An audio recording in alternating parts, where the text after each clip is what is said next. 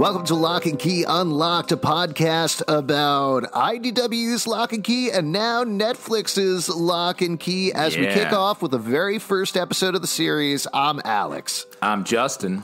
I'm Pete. And yes, it is finally here. Netflix's first season of Locke & Key, 10 episodes, is launching. Now, if this is your first time listening to Locke & Key Unlocked, we have a bunch of other episodes for you guys to check out in the Locke & Key Unlocked feed. We've been recapping every single volume of the series, as well as doing some special chats with Gabriel Rodriguez, the artist, Chris Ryall, the editor, and other things that are thrown in there. So please do check all of that out, but we are going to talk about the very first episode of the Netflix series.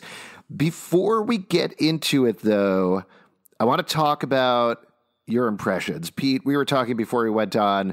Obviously, you were very nervous from watching the trailer because we care very deeply about the comic book series. Gabriel Rodriguez assured you it's all going to be okay. It's all fine. But talk me through this. What's going on in your mind, Pete? All right. Well, first off, I hold this in very high regard. This to me is an unbelievable comic book that it was perfect. The art's unbelievable. The writing's unbelievable. Not only is the start amazing, but it ends perfectly, and it's so emotional and such a journey that I was worried about what it's going to look like on television. And when I saw the trailer, I got very upset, angry, because it didn't look like what I wanted it to look like or what I thought the comic book was. And so, I really had to, I didn't want to put anything on it, so I had to, make sure that, I did, a breathing session. I, set up a perfect place to watch it. Wait, did you say a breathing session? Yeah, I had to breathe, I had for to, the first time. just meditate and just kind of make sure that I wasn't bringing bullshit to this. Real quick, can you walk us through what that means? I mean this seriously. What does a meditation from Pete LePage mean?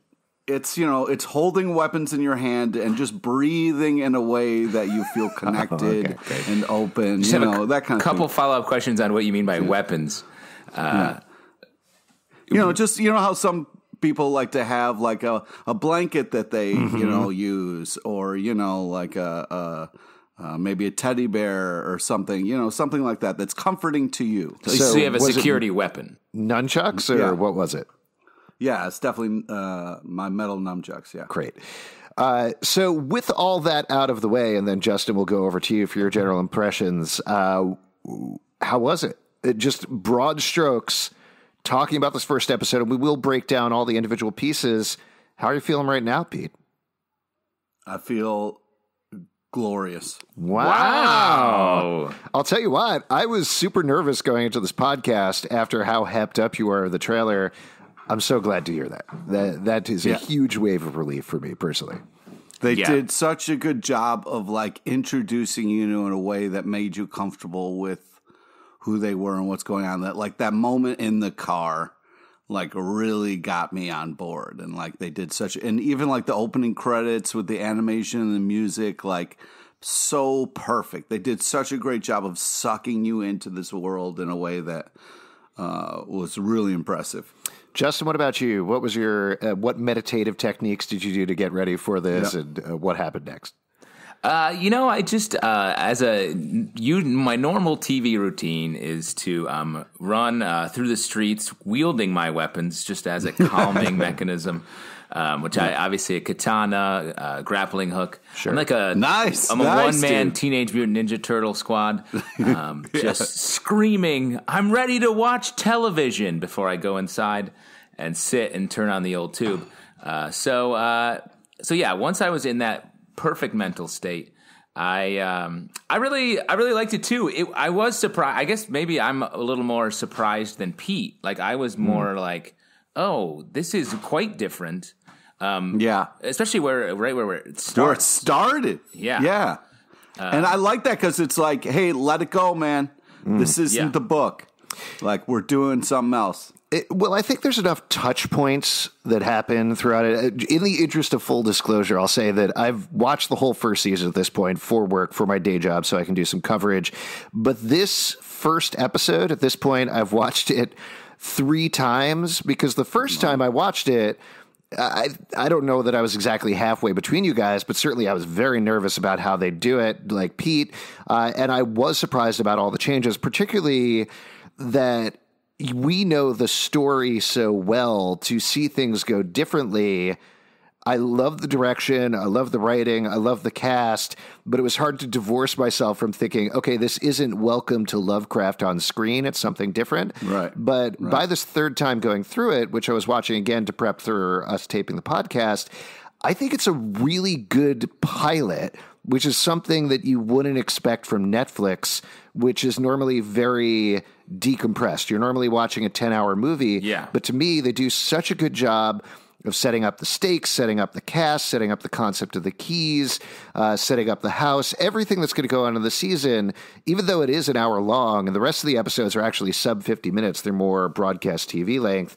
This is a very good pilot for a TV series, which I appreciated a lot. Yeah, I was surprised about just the way. Maybe it's just the media moving to TV, but like I was totally connected to different characters in the book. I like Tyler was the first character I locked onto because you're in his head so hard. Because of the name. Tyler, I'm like, I like him. He's like me. Yeah. Well, my name is Alex Kinsey. That's my full name. So I've been always more connected to Kinsey. Right. Oh. Yeah. And Pete, your name is Pete Ledodge. Is that right? Yeah. So he connects with the villain. Yes. No. Bodie, man. Also, we should mention Pete lives in a well. Yeah. Don't you say that, man.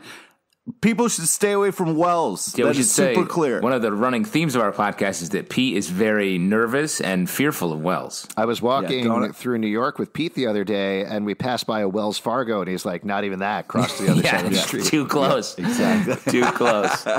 And we should say also, Wells Fargo, when you give them your money, they put it in the bottom of a well. It's a very easy bank to break into. It's very little. It's Wells and then Fargo because your money falls so far in that well. It's gone. Well, wait, Justin, you were saying, though, that you don't... in the comic, I definitely connected first to Tyler and then later to the other characters. You were sort of in his head more as he's dealing with his loss and regret for his father. And in this pilot, I feel like you're with Bodie the most. Yeah. Right out of the gate. Bodes. Which is a really interesting switch. Tyler seems purposefully opaque and purposefully distant. So I thought that was really, that was to me the biggest change. The other thing that I think, and we'll talk about this more as we go through the plot, but they do a very good job of setting up things for the life of the series in this first episode, that you have things like later on we meet the Savinis, which is a very different take on Kinsey's friend group, but they take a little more time to set them up because they show up much later on in the comic book itself. Or Tyler's friend group, same thing, or anything that's going on with Nina to the opacity thing. Purposely, Nina is very held back through much of the first 3 volumes, I'd say. You know, you get a little bit of an entree, but there's so much more time spent with her here and what's going on with her to give her an ongoing mystery plot. It's something that feels very TV to me in a very smart way. Yeah. Yeah, I'm also like really impressed with how this is so Netflix perfect. Like it is binge worthy. I've never had an experience of like, oh my God, that first ep ended and I was like, I need more. I have to know. Like it's so hard to stop in between. I've never like really felt the draw to like keep binging something like this. Clearly you've never watched The Circle on Netflix because, oh man, binge worthy. Wow. Alex, all in. Yeah. I haven't. This is like dramatic The Circle. It's actually nothing like that. I'm what kidding. A review. Put it on the novelization. Should we jump into this? Should we start talking through the plot here? Let's do it. Sure. Yeah. So this episode is called Welcome to Matheson. It's written by Joe Hill and Aaron Eli Collette. It's directed by Michael Morris. I'll give a little note here up top. because we get those changes right up front, it being called Welcome to Matheson instead of Welcome to Lovecraft. This is something that changed for, I believe, the Hulu pilot, actually, and it's because I don't know how you guys know as much about this, but Lovecraft has sort of soured in the popular imagination since they released the first issue of Locke Key. There's been a lot of talk about, hey, he actually was kind of a racist and had a lot of racist poems. So I think it's smart to change it to another horror icon, Richard Matheson, instead of H.P. Lovecraft, going forward. Yeah, and an interesting, like, sort of one-to-one change. Like, they could have just said, like, welcome to Key House or anything, but it's funny to do a sort of a full-on swap from writer to writer.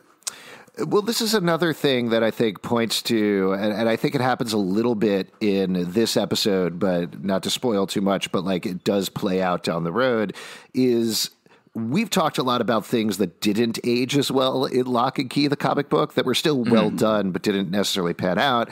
And they've made changes, I think, to be more considerate for 2020. And this is the first one of this. And I think that's great. I mean, that points to Joe Hill was very involved in the creation of the show, but he doesn't feel precious about his creation. He's willing to make those changes if they make sense. Yeah, I mean, I think that's not, this is sort of a larger topic, but like it's something we have a problem with in our culture a lot right now. It's like things in the past, we're meant to write off so much of like, oh, Locke and Key, they had that Lovecraft reference. We can't do it. And it's like, no, well, let's just change it. Like, let's update it. There's no shame in that. It would have been a shame to lose such a great story and series that we are getting to watch now for the sake of a couple of things that just times changed and old sort of bad ideas were there, and now we can move past them. Yeah. So we do get these opening credits that Pete mentioned that I think are so charming. I love the theme, love the look of it. Very peppy. Yeah. Yeah, it's great. Oh my God, are you okay? He's crying. Pete, grab the nunchucks. Grab the nunchucks. Good call. I thought there was going to be a little more horror element or like sort of a haunting song, but it's just like a peppy sort of like CW style, like, here we go. Look at these keys. I like it because it like not only do you get to, it focuses on the keys, but it also does an animation, which is an ode to the comic book, I feel like. And although it would have been, part of me wanted Gabriel Rodriguez to draw that, but whatever. And then I felt like the music is really set this tone of like, this is not just scary. There's a lot of wonder and hope in it. And I was like, this does a great job of pulling you in and getting you in a certain type of mood. That's a great point. It's like wonder is a great to sort of swap out the more gory horror details for a sense of wonder and more like Bodhi-style childhood play and exploration, I think is a smart change for what the show is maybe going to be. Yeah. Well, I think I've seen a lot of talk about this. Fans worried, oh no, did they not lead into the gore? Did they not lead into the horror? And I've never really thought of Locke and Key as strictly a horror book by any means. It's much closer to dark fantasy. And like we talked about, there's so many different modes of the storytelling. It's funny at points. It's heartwarming at points. And I think if this was a straight horror show with blood and gore, like a lot of the first issue of Locke and Key, though it does have those different modes, that it wouldn't quite work as well. Leaning into that family-friendly type is a very smart decision. Yeah, I agree. I've never felt like this is like a bloodbath type story. It's more just like a story that is super hard on its characters, which doesn't necessarily mean horror. It's just like a character that, or a story that puts its characters through like hell, true hell, nonstop, and so much tension that we're aware of all the bad things happening. And it's not the same as seeing someone's neck get cut open. Yeah, but that's the thing. Like the comic book has gory moments. It has those kind of scary, intense. You're jumping, like, oh shit, look out, like that kind of horror aspect. So it's definitely there. Yeah.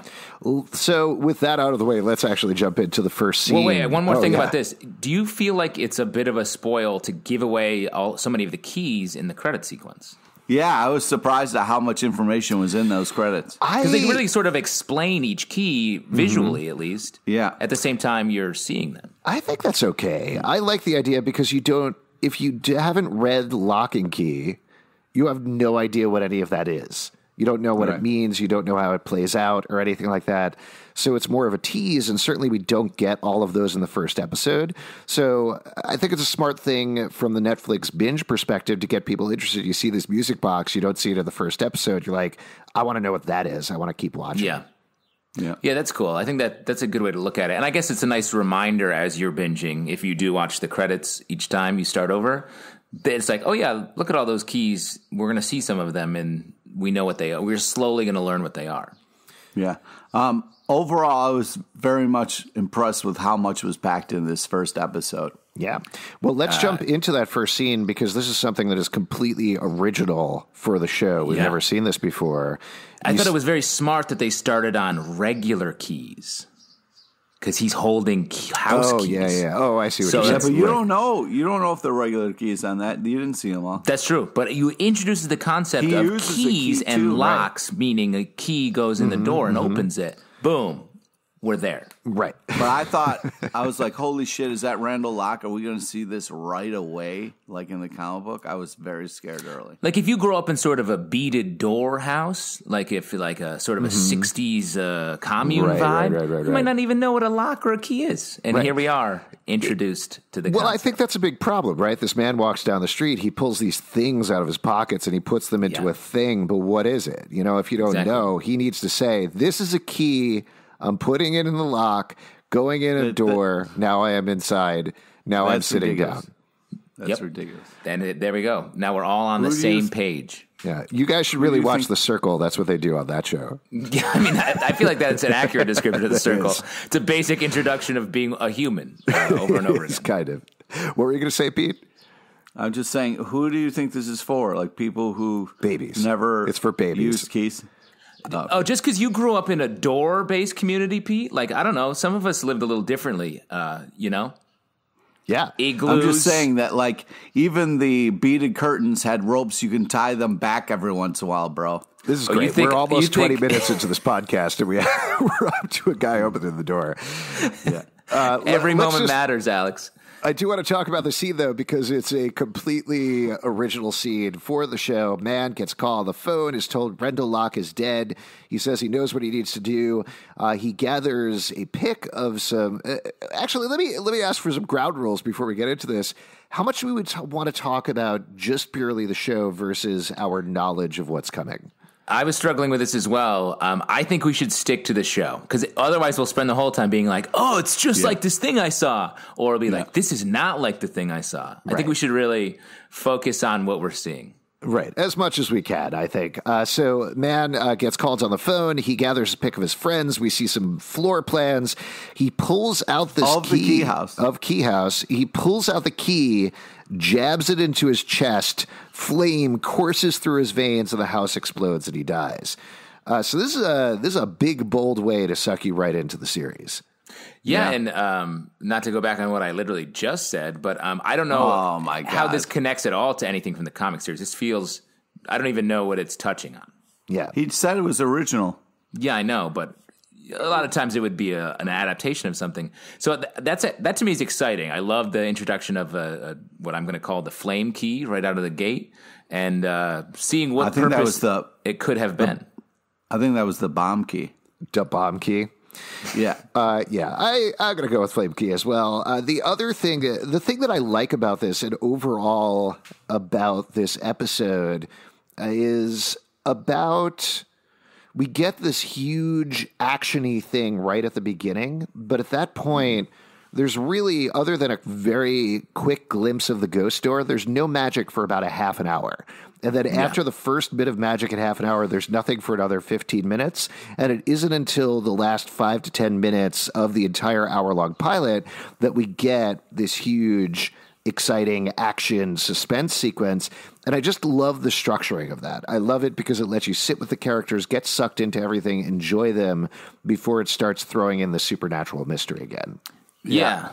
And I do think this opening sequence points to a larger, maybe conspiracy side to Key House, or like the Keys, because we have someone who we don't meet on the phone calling, and it feels like it's something they've planned for. Rendell Locke is dead, and he's like, I know what I have to do. So we don't know anything about this, but there's multiple people in multiple places involved in the mystery of Key House. So I think that's going to be very different. The original story felt like it was super isolated and focused on this one place. Well, this show is already opened up to a larger world. Yeah. And then we cut to 3 months later. We meet Kinsey, Tyler, Bodhi, and Nina driving in the car. This is the establishment of our family. We touched on this a bit, but what did you guys think about this scene? I was really moved by it. I think the car scene did a great job of like showing who's who, how everybody's feeling. Like everybody got a little time on camera, and it really set up this family as they're kind of driving to their new home. And like, I'm so happy because I was so worried because Gabriel Rodriguez's art is so beautiful.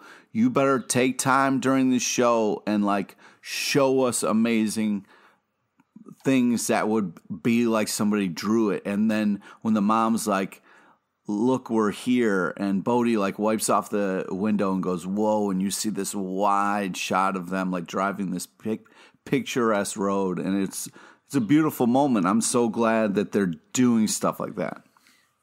Yeah, I agree. I think this was a great scene, and to meet the characters in the way we did, we didn't, learn a ton about any of them. Like I said, I think Bodhi's sort of the one that pops the most. Kinsey, sort of get her vibe. She's drawing in the back. Tyler feels like the most distant, the most lost in his own world. Nina feels like she has it much more together than I would have expected. And then I love this conversation they have. What's one sense you would get rid of if you had to? Yeah. What would you guys answer to that? What's the ones? You got to say serious question first, Justin. Come on, bro. Serious question. Well, let me say, the reason I ask, we had the same conversation New Year's Eve this year, and it led to a very long alcohol-infused conversation that was like an argument at points. Like, it was a real conversation starter. Oh, nice. Wow. Wait, what did you choose then? Why don't you kick it off? I chose smell. Oh, yeah? Forget smell. Other senses, you need those ones. Yeah, but in a fire or something like that could really cost you, man. How often are you in a fire? Yeah. I would say my nose is usually pretty stuffed up, so I could probably do without smell as well. Certainly wouldn't want to get rid of sight or touch or taste or hearing. Maybe my sixth sense. I could get rid of my sixth sense because honestly... Dude, you need that, man. I guess. You see dead people. I do. Yeah. What about you, Pete? I would also say the same thing because... Was it Andy Circus? The dude. Andy Circus? He doesn't have smell. Andy Circus? No. The Sudeikis. Jason Sudeikis. Jason Sudeikis. Yeah. And so he's fine. He's fine, and so you would. He's fine. He's doing great, man. He's got a family. He's doing. He's got a career. He's living the life. He can't smell shit. I would. That is such a funny thing, such a funny reference to me. New York would be so much better if you couldn't smell, man. Come on. Yeah, I guess we're biased. We all live in New York. Pete, I would argue there's people all around the world who are missing every sense, one sense of each sense that are also living fine. But Sudeikis, he's funny. He's doing well. What I liked about this scene, instead of the car, just to get back to that for a moment, is I think they do just a nice... subtle job of setting up the family dynamic here, where it could be stilted. It's very hard to take a bunch of actors who don't really know each other, throw them in a car, and make them work, but it feels very natural. It feels like a natural family conversation, and that's what you need out of this scene. The other thing that we get a little bit more of as we go, and I think to the point of holding back on the blood and gore, they're nowhere near as bloody as it was in the first issue of the book, but we get Nina flashing back to the night Rendell was murdered, which we see more of later, and I like how they parse out this information through Nina's flashbacks. I think it's smart. I was worried because it was 3 months, and I was like, oh my God, we're going to skip the death. And I was so excited because I was like, yeah, we don't have to relive that horrible thing that happened in this family. They're just going to go past it. and then we still got it. And I was like, oh, no. And I love the way throughout the episode we get the different points of view. We get Tyler's point of view on it. And it really it set the death of Rendell Locke up as the organizing event and catalyst of what put everything into motion to put them at Key House for what we're about to see. Yeah. So then the next scene, as we mentioned, they drive into Matheson. We get established at Matheson. It looks perfectly right as a little small town. And they go to get some ice cream. And a couple of quick things happen here. First of all, Bodhi, though we don't meet them until later on, sees Rufus and his mom, Ellie, on the street, which is fun. I got choked up. It's great. So as soon as I saw Rufus, I was like, oh, God. It's great. I like them setting up the action figures early, the G.I. Joes or whatever they are, which is awesome. And then they go into the ice cream shop, and we get another little change for the book. But I think, again, a very smart change. Scott is working there. Scott is a character from the book. He seems a little different here. He's not as much a Spider Jerusalem English punk, though he does have the English accent. And he gives them free ice cream. And another, not necessarily subtle, but well done, smart thing is he gives them the ice cream and says, discount, it's free on the house for the family. They're like, we don't need your pity. And he's like, no, it's to welcome you to Matheson. And I think it very simply sets up the Locke family's relationship to Matheson, where they're going to be very standoffish, at least at first. And it also sets up Scott as this very welcoming entity, particularly towards Kinsey. Yeah, and he's not as obsessed with her as he was in the book. He's just like a slightly weird kid who puts himself out there. No, he's straight up stalks her. Later, he finds where she's eating. He's like, I've been looking for you everywhere. So yeah, he's pretty obsessed. But it's less like, I need to be dating you, or I love you, or that vibe, and more like, oh, I'm interested in you. I want to help you. I think that's the way I took it anyway. Yeah, it's slightly on the wrong side of stalking a little bit, because he is following around and just talking to her all the time. But at the same time, to your point, Justin, I think this Scott is mostly about welcoming Kinsey into town. Yeah. He wants her to be happy. He wants to be welcoming to her. And he sees it like a project that he can kind of work on, I think. So he gives them the free ice cream, and then they get to Key House. Let's stop there for a second. What'd you think about Key House? What was your thought about that? It was cool. It was more. It was much more colorful than the Key House in the book, and felt more like it just like pops out of the horizon, almost storybook. It gives it already this sort of fantastical vibe. When the Key House, I'd always imagined, was a little bit more like darker, mysterious, haunted housey. Tyler does a great way of kind of like summing it up, but it is like both beautiful and creepy at the same time. But it does have this ominous feel, because it's like they're literally driving to it, and it's the only thing for miles, and it's kind of in this clearing. So super creeps. Yeah, I think it's interesting to note about the colors, because in the book, I believe it's mostly reds and blacks, and here there's a lot more greens, lighter reds. I think you're right. I didn't really pick up on the storybook thing, but I think you're absolutely right about that. And then we get another smart TV thing, I thought, where Uncle Duncan shows up. He gives them party hats. Bodhi is hanging on his leg very briefly, which is very fun. Yeah. And we get a tour of the house. And like the establishment of the family, to me, there's just such a smart TV thing to do, is geographically walk us through all the places we're going to continue to explore over the course of the show and just set it up. I like that quite a bit. Yeah, me too. Especially, like, this is the whole premise of Locke and Key is hard in television. It's hard to introduce and hard to establish, like, hey, this is going to be a pretty wild magic story where keys are magic and here's how they all work. They all work slightly different.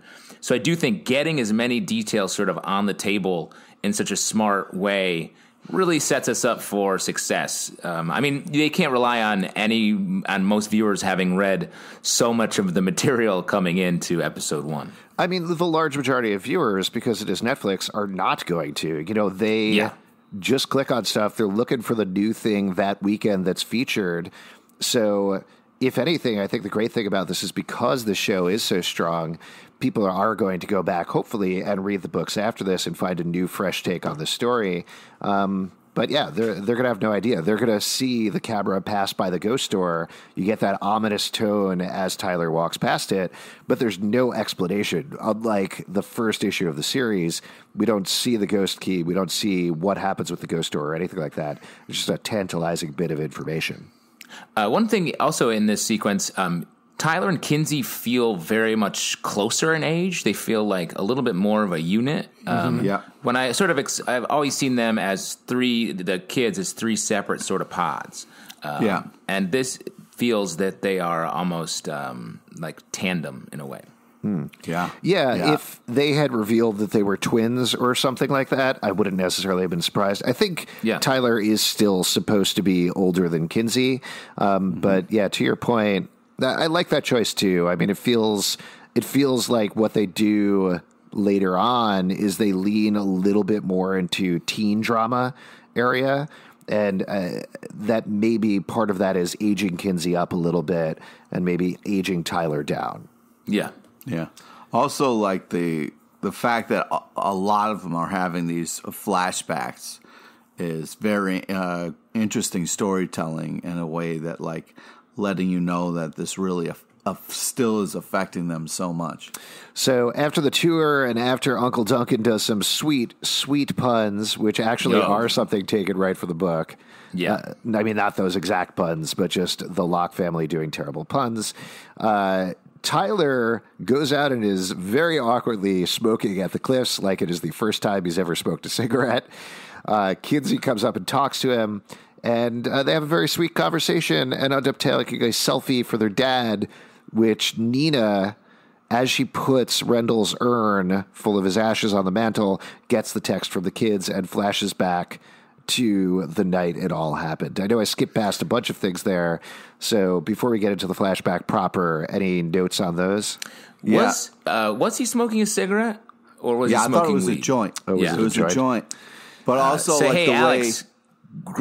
be cool, all right? I mean, I'm a cop, so I just got you guys. You know what joints are. Tyler's smoking one of those jazz cigarettes out on the cliff.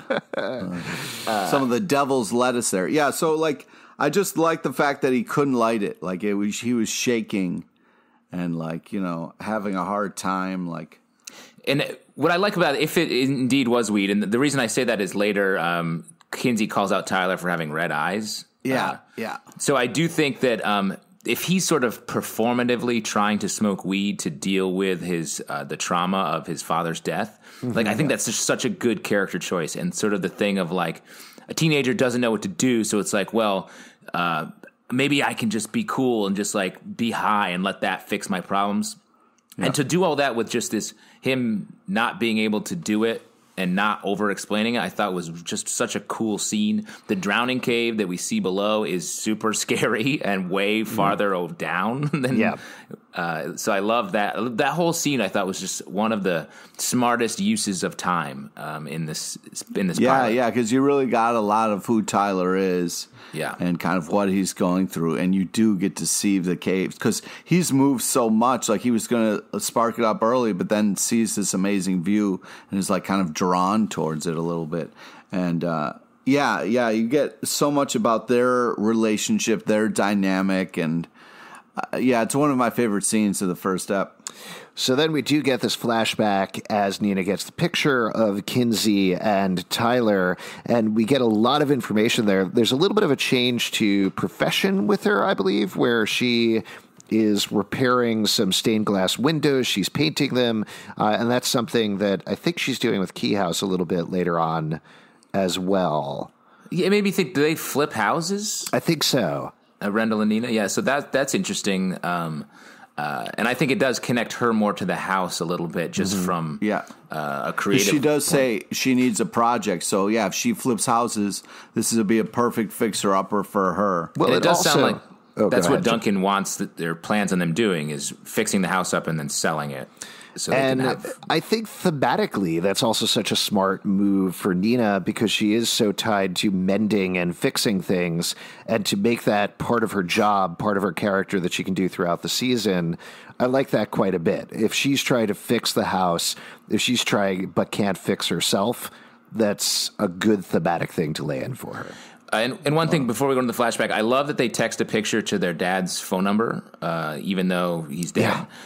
Because that was such a cool choice, interesting choice. That connection to something beyond, I think, sets them up as like thinking a little bit differently and like moving past logic and being like, no, this makes us feel better. Like the emotion of doing that for no other reason than to feel like they still have that connection sets them up as being perfectly ready to handle the magic they're about to confront.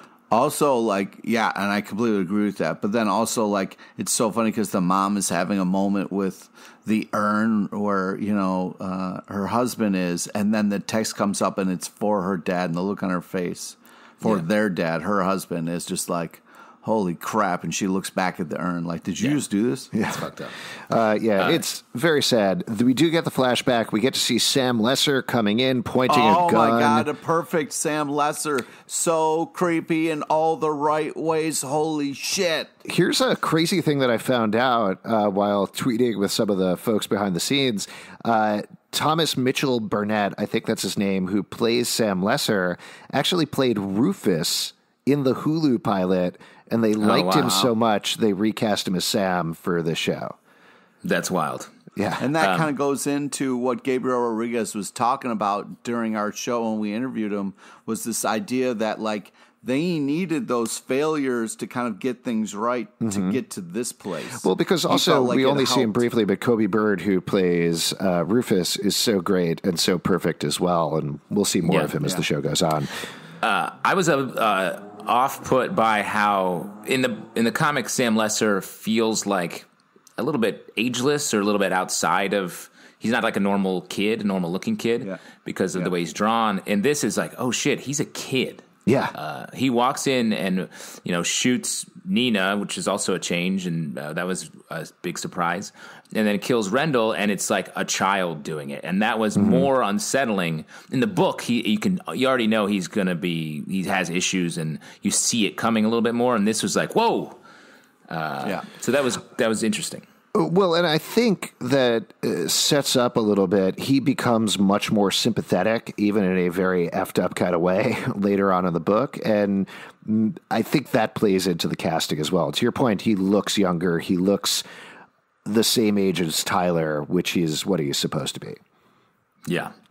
Then we get one of the most iconic scenes in Locke and Key.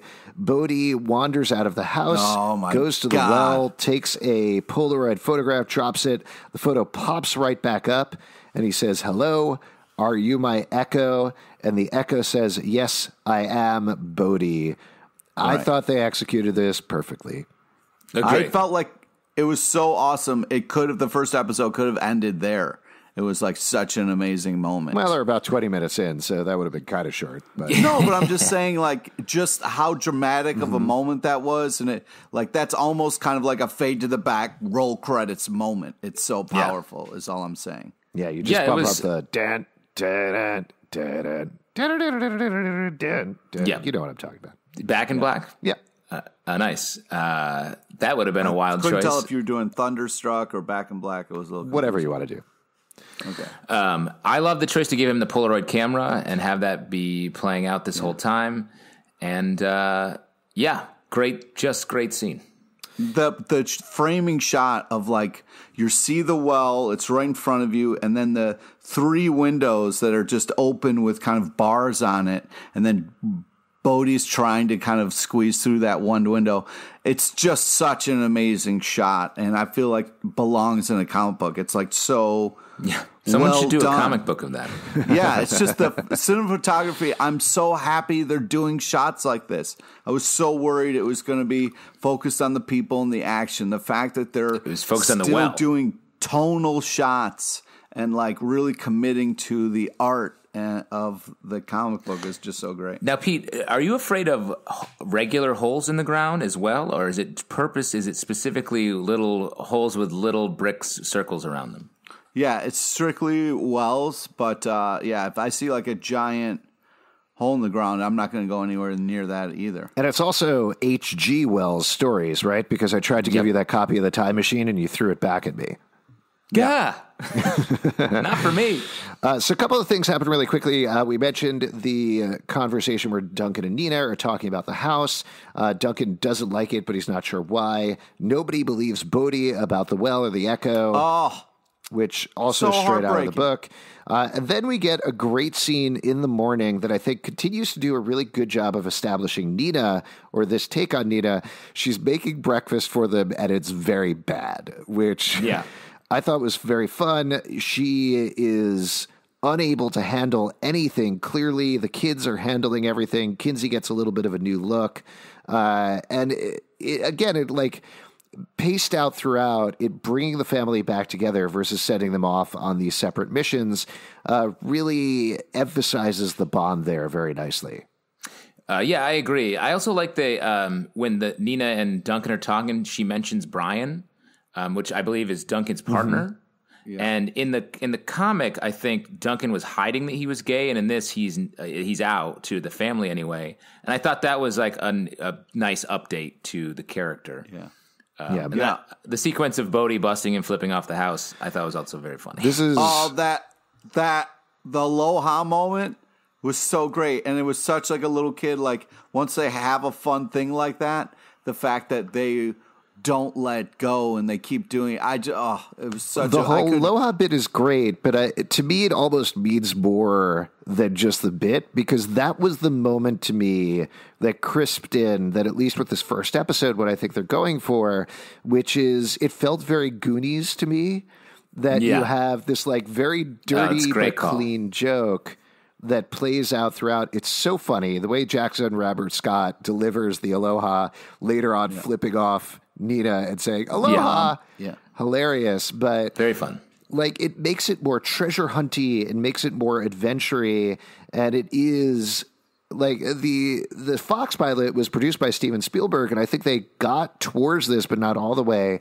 But this really does capture that old Amblin Entertainment style of adventure so well, and I think that humor is part and parcel of it.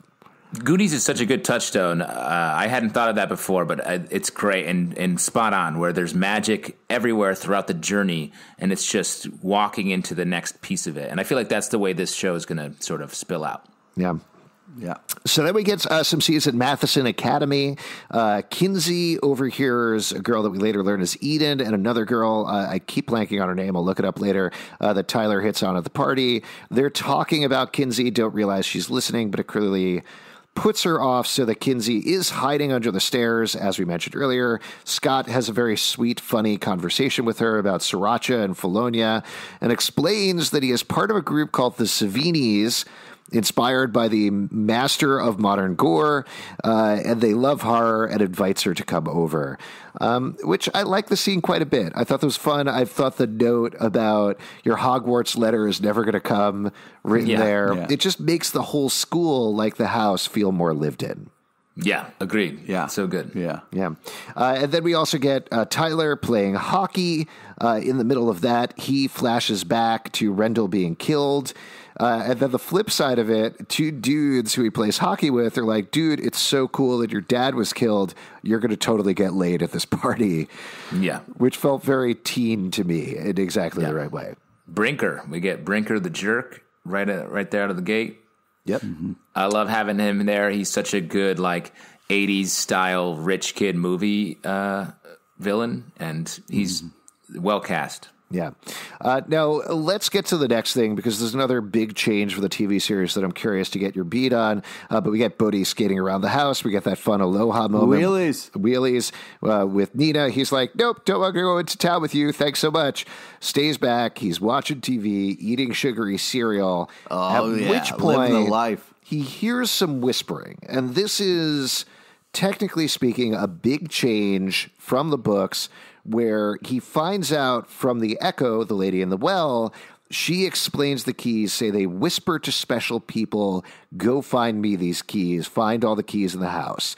So the keys whisper. What do you think about this? So this was one of the things that I was really worried about because I spotted it in the trailer. Now, they did have the whispering iron in the book, so like it's not, I mean, it's still kind of a part of it, but the keys whispering is completely different. I was at first disappointed, but then seeing it in action, I feel like that's cool because that way, you know, if they've got to get to things, if they're not trying, you know, because it's like, what are they trying to fit in this first season? So it's like, I think it's a great shortcut that really helps kind of talk about how special Bodhi is and how he's really important to this family. Yeah, I think it works. To me, the cat, like finding the keys by accident always... that makes a little bit more sense and makes it a little harder to find them since so much of the story is like, God, we got to find these keys. It's hard to find keys. If my car keys were whispering to me, I would never lose them. Yeah. I think it's a smart TV choice. I understand where you're coming from, Justin, but I think in terms of keeping the action going and it seems it's a short lift from saying it's made out of whispering iron, which we don't know yet in the TV show, to saying, oh, what if the iron actually whispered to people? And yeah, it removes a little bit of the treasure hunt thing, but you still get those things of Bodhi wandering through the house, going into that gross drain and pulling out a key and all these other things. And yeah, great place to keep a key in a garbage disposal. Oh, I hate that. I know I hate reaching into a garbage disposal. Very horrifying. But I agree with you. It also will help point if it's like Bodhi can hear it because he's the youngest and the most like available to believe in fantastical things. And then if the other kids start to tune into that, because it seems like they can't hear the keys at first, and as they fall deeper into the mystery of the house, they'll start to hear the keys whispering. I think that's very cool as well, as if the power to hear them spreads through as you get more drawn in. Yeah, but we don't know if they'll be able to hear the whispering yet. I bet they will. Okay. So then we get the establishment of the first official key, which is the Anywhere key. Bodhi discovers it's in Kinsey's bracelet, breaks it out. Yeah, but it was great. They showed that bracelet before, and you could kind of see a little bit of a key, so I'm so glad that they kind of did that because they gave us a little hint and then didn't make us wait too long. And then we're like, yeah, the bracelet. Yeah, and so he breaks it out of there. He wants ice cream. It doesn't quite work. And then he uses the key in the door, of course, is able to use the Anywhere key to go right to Scott's ice cream shop, steal some vanilla ice cream from him. Yeah, doesn't pay for it. Smooth about it. Little jerk. Scamp. Yeah. No, I mean, he got free ice cream from before. I think he's just, you know. He just thinks ice cream's free. Yeah. There you go. Totally reasonable. We also mentioned about aging. They certainly aged Bodhi up a little bit, but I think Jackson Robert Scott is so perfect for the role, it kind of doesn't matter. Yeah. And I love that the way they show the Anywhere key and he goes to the ice cream shop, which we've already seen before. Like, it was such a well set up whole thing. Really nice. And then they immediately find out. Bodhi goes back, says, I got this key. It can take me anywhere. And Kinsey says, fine, take me to the Eiffel Tower. And it doesn't work. So she, of course, doesn't believe him. As we find out later on from the Echo, you need to have seen the door to be able to travel to the door, or there at least needs to be a door there. I like that. I mean, that's right from the books, but I like that because it establishes there are rules about the keys. They can't do just anything. Yeah. Right around here, I think we see the high school photo of Rendell and the gang from the past. That was so cool to see, and obviously we don't know anything about that now. Very much more chill, regular photo than than what we've seen in the comic. Yeah, we also get an important thing here where Kinsey is talking to Nina about it, and they're clearly clashing. You know, as much as this is a family, so harsh, so harsh. Well, they've gone through this traumatic experience, and if I was to venture a guess, part of the theme of the entire series, for however long it goes, is bring this family back together. You know, because that's what the book is about as well, is can they fix themselves after the trauma of their father being murdered in front of them? And that's kind of an open question, but I think it does lead to clashes like this where Kinsey doesn't understand why they're in Matheson. Also, like, such a great line. Like, such a great line to be like, Dad never spoke in platitudes like this. And it like, says so much about their relationship, and in such a small amount of time, it shows so much. So then we get the second new key of the episode, entirely new here. Bodhi hears whispering. As he said, he reaches into the garbage disposal. I'm so glad I have never had a garbage disposal because horrifying. But he finds this key, talks to the Echo. And another thing that I want to call out here, because we go back to her, is I love the way they slowly reveal the actress as Echo. Yeah. Also, like, in kind of horror movies, in scare, anytime someone puts their hand in a garbage disposal, it ends horribly. So, like, that moment of just, like, sticking his hand in this garbage disposal, I'm like, oh, God. Yeah, absolutely awful. So the Echo explains to him, the Echo tricks him, and he says, I want to see my dad again. Is there a key that can do that? And she says, if you use the mirror key, you can see the dead again. Yeah. And uses very careful words there. Before we get back to that, before we get to the mirror key, though, we hop over to a high school party. Tyler is talking to a girl at the party. Eden interrupts. They hook up. But as they're hooking up, Sam pops up and he freezes up and he can't do it. I like the scene quite a bit for Tyler because it shows very clearly the trauma that he is going through in a very different way than we saw it in the comic book. Yeah, I just want to go back 1 second and just say, like, the fact that, at this point, we just know her as the Echo, like, saying, like, show it to your mom was such a powerful, creepy line as well. Yeah, I feel like the Echo's trying to get the adult out of the way. Yeah. Because the Echo feels like she can handle the kids a little bit easier. Obviously, she's telling Bodhi whatever she wants, and he's doing it. Yeah. But yeah, about the Tyler scene, it's we're not in Tyler's head. We just are sort of watching him, and this was a good way, rather than have him like frozen in time and not able to act at anything, he's at least out there trying to be a normal kid, but unable to do it because of the trauma. And then we see the same thing on the flip side with Kinsey, where she makes her first visit to the Savinis. We meet all of Scott's friends. There's only two other friends that he has, 4 total, including Kinsey, which she's immediately thrown by. I will mention as a little note, because we do a Riverdale podcast called Riverdale After Dark. One of the Savinis is played by Asha Bromfield, who was Melody Jones on Riverdale. Don't know if you guys picked up on that, but there you go. A little bit of Josie and the Pussycats action going on. Now, as we've talked about previous on this podcast, in the comic book, we were drawn in as different characters. The character of LePage is one of the friends of Scott with 1 T. Is the guy on the ladder the Pete of the Locke and Key TV series? I think he has a different name. I think he has a different name. I got cut out of the TV show, guys. No, and replaced with just another dude. No, you can totally play teen, buddy. Absolutely. No, thanks, man. Yeah. Thanks. Would you want, if they were like, hey, Pete, come play a teenager on the show, would you do that? Hell yeah. Are you kidding me? They'd be like, great, you're way too old. All right. But de-aging software. They definitely spend the money to get one of us in there. I also like this scene. Yeah, take that Irishman money and put it to de-aging Pete, very specifically to play a teenager on Locke and Key.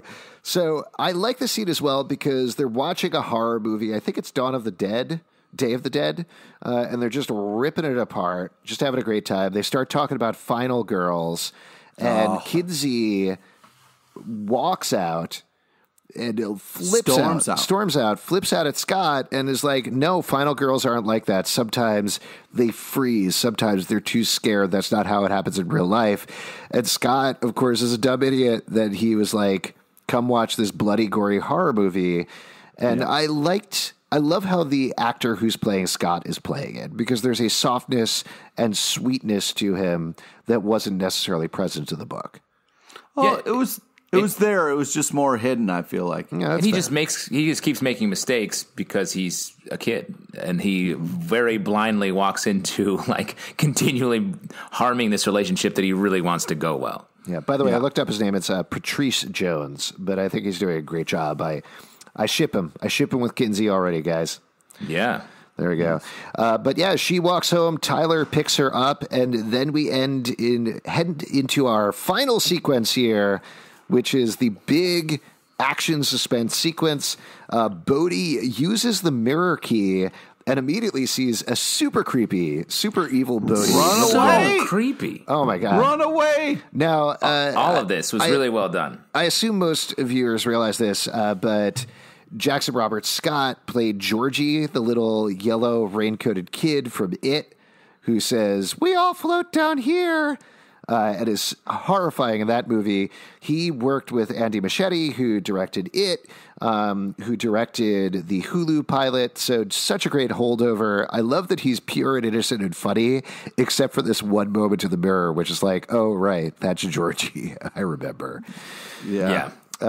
So he's in the mirror. Nina walks up. She sees her double. Darby Stanchfield also doing a great job being horrifyingly creepy in the mirror. Yeah. And she walks into the mirror and gets lost into this mirror world. I just want to like sort of brush through the sequence, and then we can go back and talk about the different bits of it. Okay. But Bodhi gets scared. Echo says, "Quick, give me the anywhere key," and escapes. So they're left on their own. Tyler ultimately goes after Nina in the mirror. He has a rope tied around him. There are skeletons in there, so in fact, people have died in the mirror world. And Tyler and Nina close their eyes, find each other again. They pop out of the mirror. Nina immediately forgets, and they say, "What is this place?" And then there's one scene after that, a tag, which we'll get to in a moment. But let's talk about this whole mirror sequence. What did you think about it? What was going on? What was your general impression? Because again, totally original for the show. Yeah, the key's new, the whole scene's new. Like, I love the way it added the creepy element that, like, this is a dangerous thing. And then all the characters wander into it, which is something I feel like that's going to happen over and over again. The fact that Echo just takes advantage of the situation and the plans are working for her, really like that. We know she's a threat. We don't know how to stop her. She's just twists Bodhi around. And then the fact that they're all exposed to magic immediately and together, it was great. And it was such a fun way to use the same devices of the ghost door that happened in the original story and bring it in for everyone, still make it scary and dangerous, but have it be all the kids are on the same page at the same time. Yeah. No fucking way I would walk through a fucking creepy ass mirror. So that was just weird to me, like why the mom would do that. I think it draws you in. That's pretty clear based on the magic. Like, Bodhi seems to be able to resist it, but the way that Darby Stanchfield plays it, it feels like almost this spell comes over Nina where she just starts walking into the mirror. That's the only thing she can do. I'd walk through a mirror. Yeah. You couldn't pay me enough. If my reflection is creepy and then it's like, follow me, no, hell no. You don't trust yourself? Like, I'm not an evil mirror version of myself. Hell no. Not with a wicked face. If I was more happy and there was like more sunshine behind my reflection, then maybe. But it was super evil and creepy. But yeah, it was kind of crazy how it was like the mom just kind of like went ghost face and then walked in.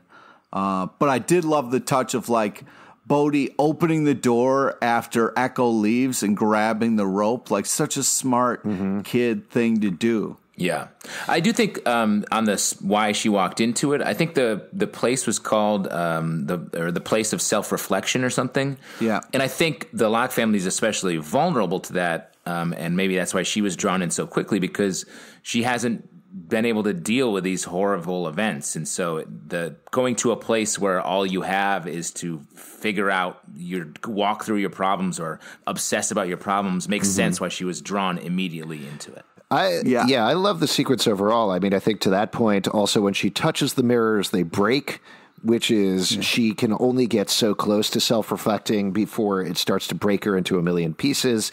And that ultimately Tyler and Nina close their eyes and they need to trust each other and rejoin each other as a family. They have that hug and fall out of the mirror, I think from an emotional level is so smart because it doesn't get them all the way to catharsis, but it is what you need to do in that first episode of the show to bring them part of the way there.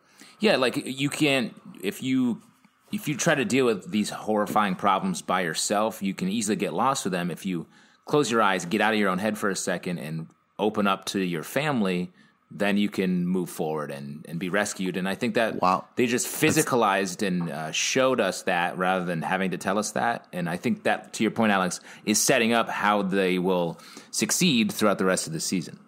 That's deep, man. That's real deep. I also was worried when they got out of the mirror and the mom wasn't acting normal. I was like, oh my God, I hope she's not some creepy, like, evil mirror version of herself. Like one of the, you see so many of her in that mirror. I was like, maybe they grabbed the wrong mom.